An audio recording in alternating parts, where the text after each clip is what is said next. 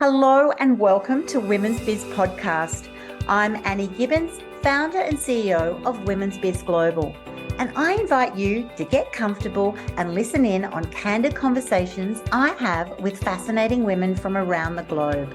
Business leaders, entrepreneurs, humanitarians, athletes, and a whole lot of regular people.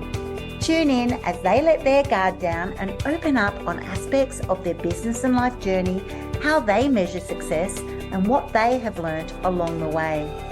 These conversations aim to inspire you to embrace opportunities and possibilities beyond the limits of your imagination. Reclaim your power, strength, and vulnerability. Stand in your truth and propel yourself towards the life you dream to live. Hello to our beautiful listeners. Annie Gibbins here from Women's Biz Podcast. Great to have you join us today. I always love this part of the day. It is a highlight for me, and we are privileged today to have Vicki Noethling in our midst. She's a dynamic speaker, a trainer, a coach. She specializes in public speaking, so you're going to be in for a treat, and leadership as well. She combines all of this expertise also with an anti-aging and wellness business, creating that perfect synergy that enhances her impact. I love it when we get into a couple of different spaces that just dovetail off each other. Her passion lies in helping entrepreneurs, which is most of you ladies, finding their voice. Oh my gosh, it's so important to find your voice and then to use it boldly, bravely in all the right areas. She's also a best-selling author, featured in, I think, 4 books, which is awesome, bringing a wealth of experience to the table. She's also got her own podcast called the Find Your Leadership Confidence podcast. She's had over 290 episodes. This is a queen of putting out your message. So welcome to the program, Vicki. Thank you so much. It's so exciting to be with you and to be on this global stage. I am very pleased to be able to share my story and maybe help a few ladies in the way. That's the goal. Let's help women around the world just really level up, right? So I'd like to start actually, before we talk about, breaking through the butterflies and how do we actually get in to be able to slay our message and make all that happen. How did you get into this space? Oh, wow. So it started out as being a person who was forced into leadership at my company. I worked for over 27 years for a large transportation company, and the CIO was one of the first people that I worked with, and he saw something in me that I didn't really see in myself, and so he filled out the paperwork for me to become a supervisor and said, sign here. And I said, okay. And then I thought, oh my God, how am I going to do this? I have to train and lead and coach and counsel people. And so I joined Toastmasters way back in 1998. And that was the beginning of building my confidence and finding my voice, because I was that kid, second of 7 kids. And so there was always somebody else that could talk for me. But there were always these great ideas and passion in my heart. And so I just needed to find my voice. And what I've learned over the years is there's a lot of you out there that way, that have great ideas, that have passion, that want to make a difference in their world or the world of their children, their families, their friends, but they just are too afraid to do it. So I, in 2021, decided, you know what? I had 2 years of having a retirement where I was sitting around and traveling, and I decided I should do something to give back. And so I started my business, and that's where I am today. The year of 2021 was my year of yes. And I decided that as opportunities came by, no matter how scared I was going to say yes. And so the podcast came about, and speaking opportunities came about, and now 6 books came about, all because I said, you know what? If it's not going to put me in jail or kill me, I'm going to give it a go. Good on you. What brilliant advice. And I hope all of our listeners are thinking that too. That's right. Those things that you've always thought, you know what, I've got ideas, I've got thoughts, I'd love them shared, but something holds you back. And it can be, like you said, the second child out of 7, it's and I had 5 children. It's a bit like that. There's always someone busier, louder, and it's easy to sort of hide in that. But it doesn't mean that you just don't have so much value. In fact, it definitely doesn't mean that. We want to be able to get our messages out, and particularly for those in business, it's part of the package, right? Because otherwise other people will, and it's not fair and it's frustrating. So therefore, as someone who may have hidden, and I love the value of Toastmasters, they are just so fantastic, global movement, how do you then help people to break through those? And they might be butterflies, but they also might be like that paralyzing feeling of, okay, I've got a message. I need to now craft it. I need to be able to communicate it clearly to really elevate my presence. So how are you going to help people do that? Yeah. And even someone who isn't a business owner or an entrepreneur, maybe you're just somebody trying to work your way up the corporate ladder. You sit in meetings and your ideas are voiced by someone else. Someone else gets the promotion. Someone else gets the accolades. Someone else gets I need to look at that person closer. And yet you sit back and you think, but I thought of that. I could do that. But you are too afraid to use your voice. And I've seen it so many times. And when you talk about paralyzing, when I do one of my keynotes, it talks about a person who I was in leadership school with, management school at the company that I worked with. And this kid, when he was just talking one-on-one, he was absolutely engaging and wonderful. As soon as you had him have to speak even to 2 or 3 people, in a formal way, he got so sick to his stomach. He was paralyzed. And I thought, I can't have that. And the thing that changed it was I started to understand that if you stop thinking of it as a speech, as a presentation, as a pitch, and just have a conversation, just talk to us as a conversation, because that's when the power and the passion and the authenticity can come out, because you're no longer worrying about sounding formal and educated and wonderful. You're just having fun with the person and you're just being you. And those conversations are what develop into relationships, and relationships can bring in the dollars. Beautifully said, beautifully said. It's so true. When you're focusing on something that you've prepared, rehearsed, you're then so focused on that. And if you make a mistake, it can completely throw everything. Whereas when you're in the conversation, exactly, people can see that they can see your passion, they can see your authenticity, they actually connect with you more. But it requires some steps. Do you have a few simple steps that individuals, especially entrepreneurs, can use to start delivering those impactful messages? Well, the most important thing is trust that you know your stuff.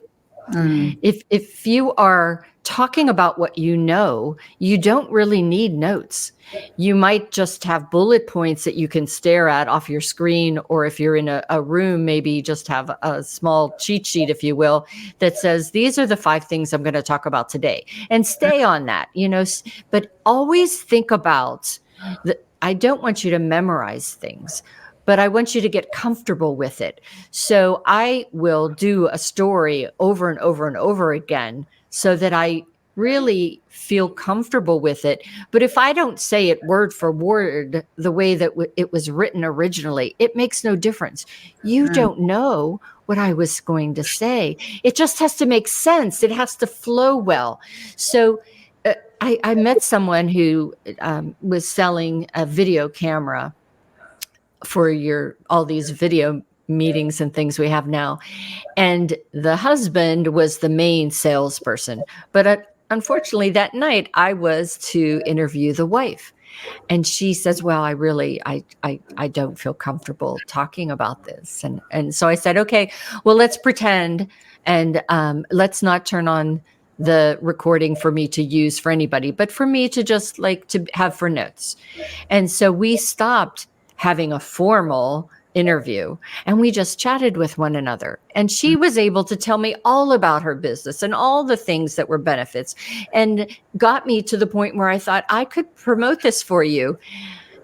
But it was such a shame. As soon as she thought that she was going to be recorded, she was terrified to speak. And there's so many authors and business owners, people that decided, hey, I want to become an entrepreneur and I have a great idea. But as soon as you said, well, we're going to put you on camera, or you're going to have to go and talk to a Rotary Club or a small business, all of a sudden, well, no, let me just give you a paper or pamphlet. But it's not as impactful because people don't buy products or service. They buy you. And how you approach them and how you tell them stories so that they can see themselves in your stories is how you make those people become lifelong friends and relationships. So well expressed. And I've had that very experience. Someone will even give a testimonial and I go, oh, can I record that? And then all of a sudden they can't speak and they go, oh, no, can't do that. It's just so much pressure, whereas they've absolutely got that. One thing I learned years ago, which was just so important, is, you've got this perfect view of what you're trying to say or what you'd like to say. And then when it doesn't happen, it's really easy to go, oh, that's, I've missed some things today, or I haven't done this, or I haven't done that. Whereas, as you mentioned before, no one else knows what you were going to say, and so we don't need to worry at that level. Seriously, they just want to hear from you. Now, I know you've got an acronym, and I've heard you say keeping pace in, now 2024. What does that mean? What does it stand for, and how does that help contribute to leadership and the things that you're doing? Well, for the P, it's really being persistent and having a purpose. You need to have a purpose. Why are you speaking? There has to be that purpose. And then you have to be persistent, knowing that the first time you talk to people about whatever you're doing is probably not going to be making anything more than the first impression. And you just have to be persistent in doing that. And then you really need to be authentic and accountable.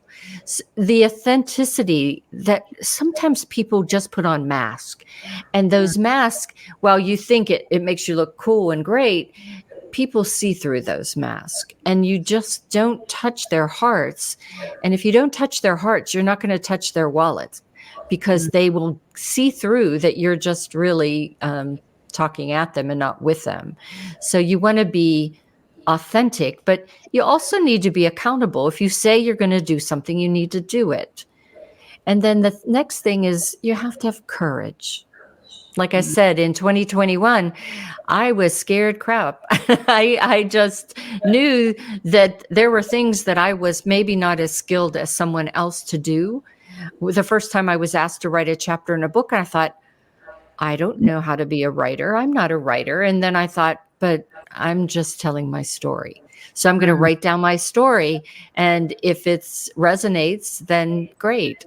And then the next time it was not as scary. And then the next time and the next time. And so you have to have courage. Courage is what launches confidence. And I think we have to believe in ourselves to achieve that courage. And I always tell the people I work with, I'll believe in you until you start to believe in yourself. Yeah. And the last thing is you have to have empathy and emotional intelligence. When I teach leadership, it is really about leading with the heart, the head, and the hands. And all of that really starts with that courage and that empathy and emotional intelligence. Your gut is a smarter brain of the two that you've got. And you need to use that gut to be able to be empathetic.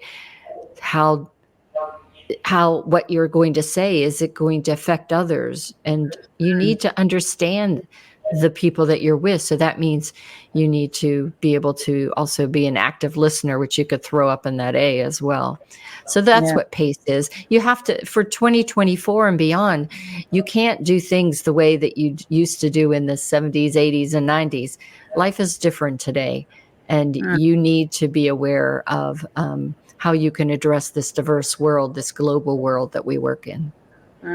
It is so different. It is constantly evolving, and that's right. We need to start showing up in, enhanced ways of where we were before, and some of them just really reinvent ourselves to meet the demands of the world that we live. I love what you're sharing here, that the modern leader really has to lead with their heart and their head and their hands, right? It's not that scripted, I'm important, I have a role, whatever. I love what you said there before. People can see through all of that. They're actually looking for purpose-driven. They want to know what your values are. They want to know that, are you authentic? Are you the real deal? Do you care? Do you give back? Like, there's so many elements there that actually do make the modern leader really stand out. And so how have you seen these approaches make an impact for the people that you've worked with, the real shifts that you've noticed in your observations about really dynamic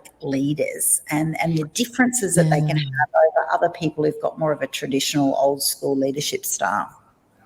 It really starts with that first time you engage with someone, maybe it as in the interview with a person.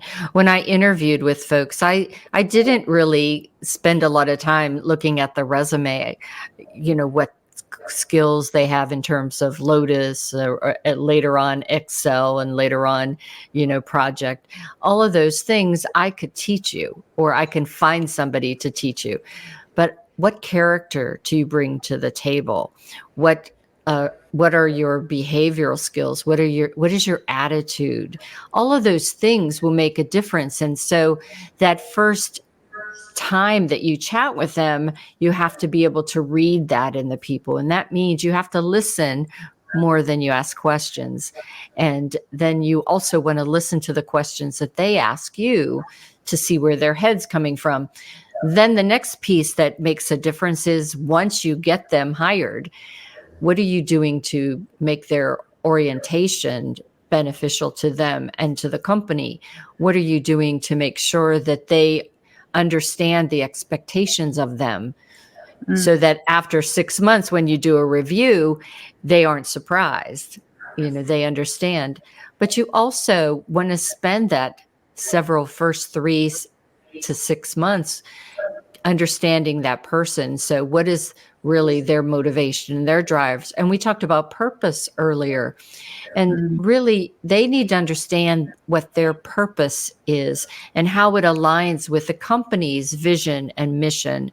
And even if it's a small business, just you and a VA, you still want to make sure that that person who represents you, maybe in email conversations or social media conversations, understands the purpose of what you're doing, the vision and the mission of your business. And all of that is done by having the empathy and that emotional intelligence. Super helpful to our listeners to start reflecting on these sorts of things.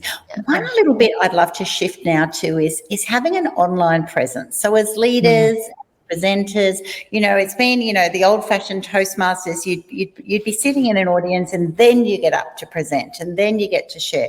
Whereas now, particularly post-COVID, we need to have on-camera skills, because we've got the rise of virtual meetings, workshops.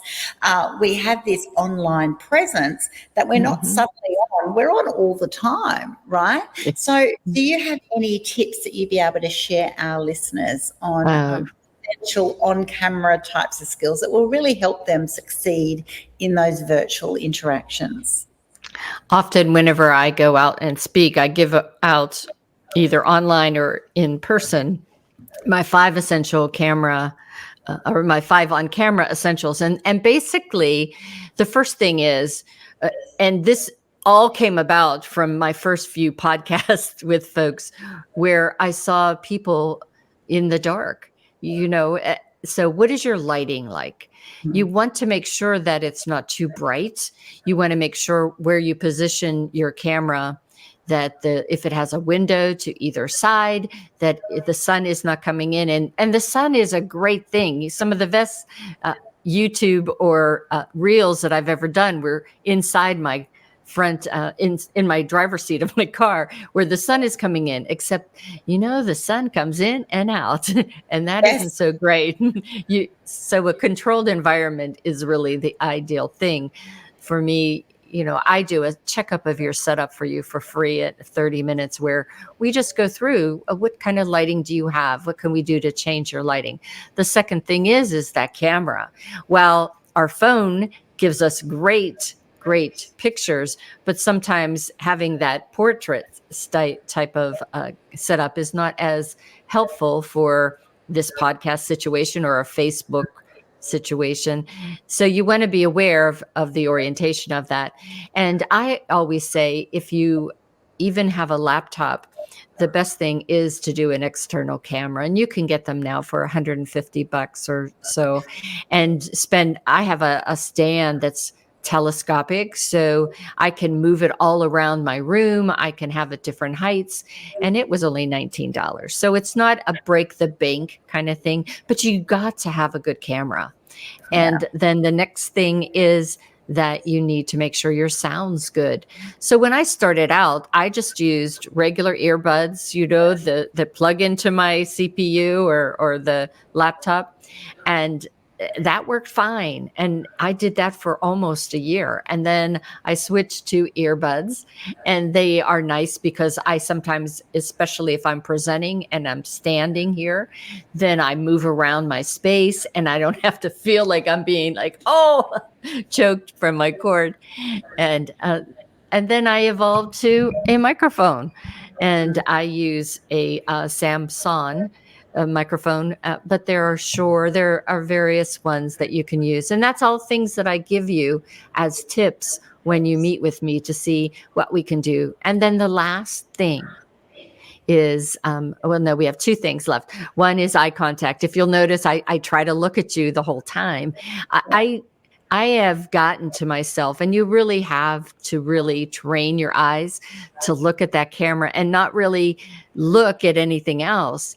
The more you directly look in the camera, the more people feel as though you're talking directly to them, and they forget that they're in this online thing, and it just is more engaging. And then the final thing is just to have fun. You have to have fun and laugh. And if you make a mistake, it's okay. I always say perfect is boring. So if you make a joke or you make a misstep, just make a joke about it and have fun doing it. People will have fun if you have fun. So let's have fun. So true. I giggle at myself all the time. Yeah. I'm becoming an expert at that because that's all right. People actually go, you know what, I've done that myself, or they'll relate. You actually become a lot more relatable. You don't have to have everything perfect. And I love that. That's right. I have the little Rode microphone here, and I absolutely love it. So it's about finding the one that works for you.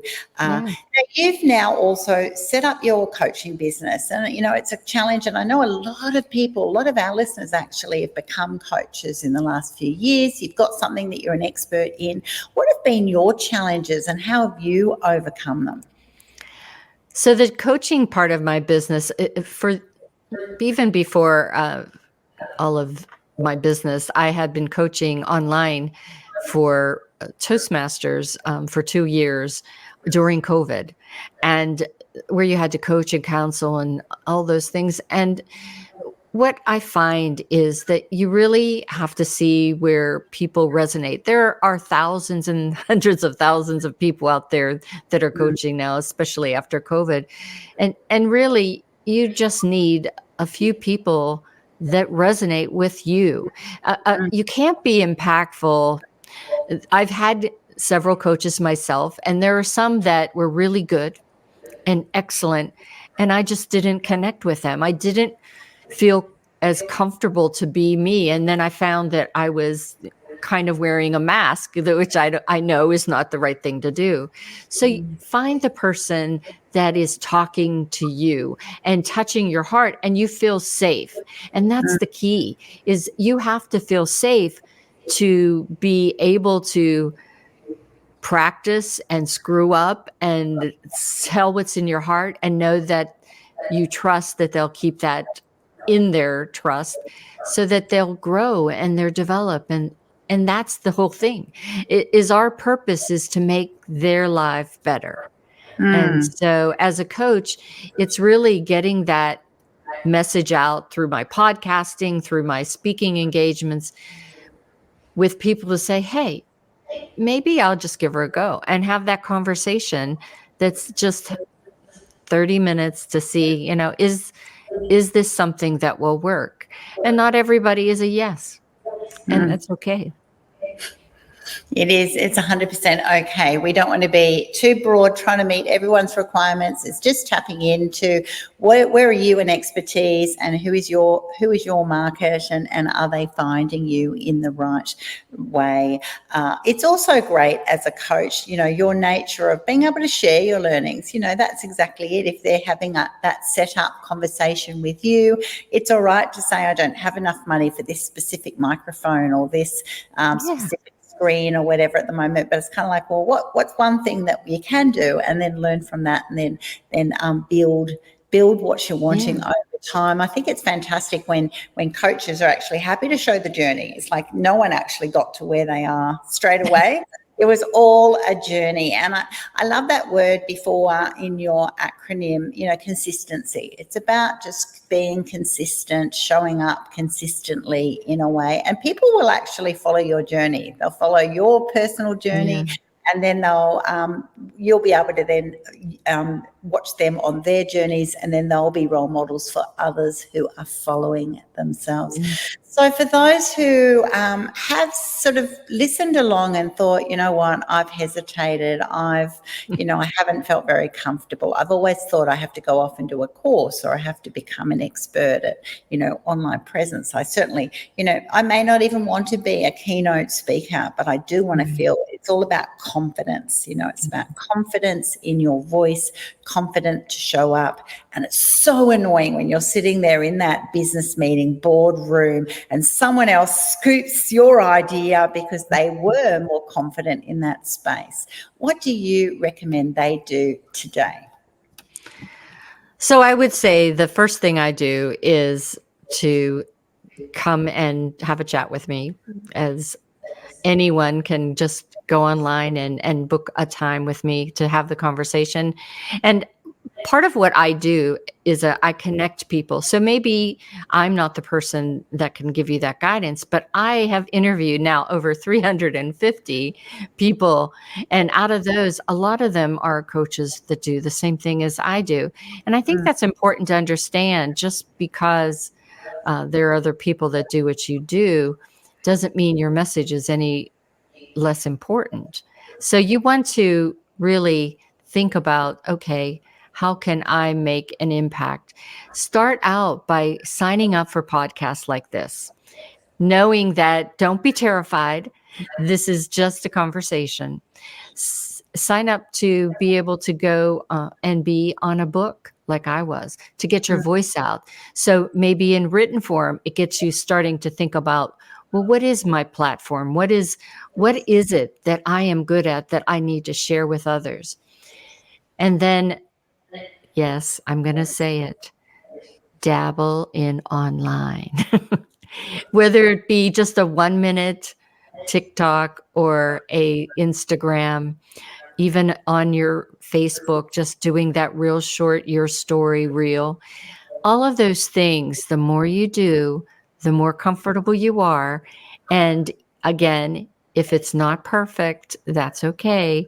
More and more of those videos that aren't perfect get more hits than anything. So you just want to get your face out there and your voice out there. Respond to other people's posts that you are inspired by, but not only liking and loving them, but actually giving some comments back, because now you're getting more exposure and people are becoming more aware of you. And those are all typically how you start to get going in this world. But if you really are terrified, then you need to come and see me. We definitely can work together. I work with the youth as well as adults. And your story is probably no different than even mine. I did not start out feeling comfortable in any of these situations, but practice does make you get comfortable. And the more you maybe mess up, you learn from that and you pick yourself up and get back up and do it again.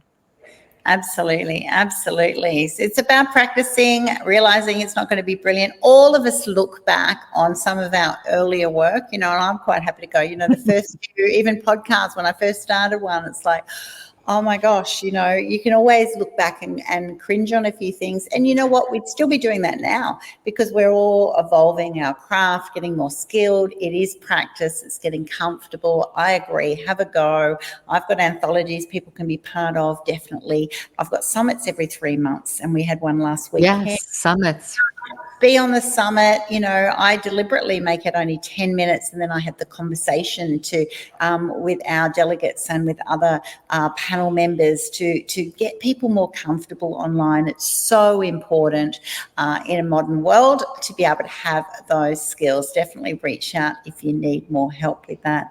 Thank you so much for coming on the show today, Vicki. Yes. It's been a really fascinating conversation. It's a conversation that people just kind of go, oh, I didn't think we could sort of talk about how to be more comfortable online. I thought it's all sales, marketing, SEO, this or that. No, we all have to be able to show up confidently, because our voice is powerful. Whatever area you're in, it's powerful. So I've loved our conversation today. Thank you so much for joining us. It's been so fun. I love being on. Thank you. And you are going to come on my show too, so we can continue the conversation. Absolutely. Yeah. I look forward to that. Thanks so much. Thank you so much to our listeners. Look forward to hearing your feedback on this episode. Definitely drop it in the chat wherever you are, if it's YouTube or LinkedIn Live, if you're a video watcher, or if you're on our audio platforms. Just pop in a comment. We'd love to catch up with you, connect with you. And I also look forward to you next week. Till then, stay tuned. Thanks so much for tuning in to this episode of Women's Biz Podcast. I'm Annie Gibbins, founder and CEO of Women's Biz Global.